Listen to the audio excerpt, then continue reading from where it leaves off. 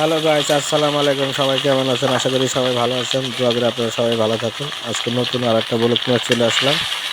লাউ দিয়ে, আলু দিয়ে আর মাছ দিয়ে রান্না। তা দেখতে পাচ্ছেন তেল মশলা দিয়ে, মানে তেল আর মরিচ পেঁয়াজ দিয়ে কুটু কুটু করা হইলো। এখন লবণ দেওয়া হইলো, তারপরে আদা বাটা, রসুন বাটা এগুলো সব এক এক করে দেওয়া হবে।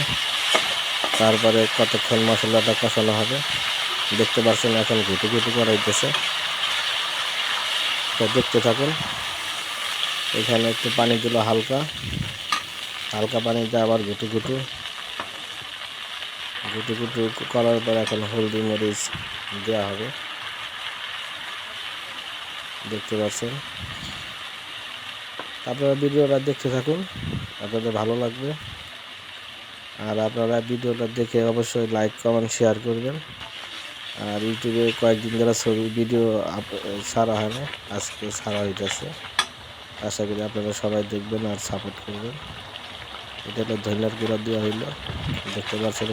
ধনিয়ার গুঁড়া দেওয়া হলো, আবারও গুটি গুটি করতেছে। তা আপনারা ভিডিওটা দেখেন। এখন লাউ আলু টালু দেওয়া হলো, আর শেষের দিক দিয়ে মাছ দেওয়া হবে।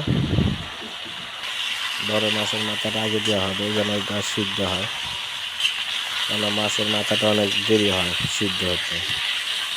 এখন দেখতে পাচ্ছেন যে লাউ আলু আর মশলা দিয়ে গুটি গুটি করা হইতেছে। এখন একটু হালকা নাড়াচাড়া দিতেছে সিদ্ধ করার পরে।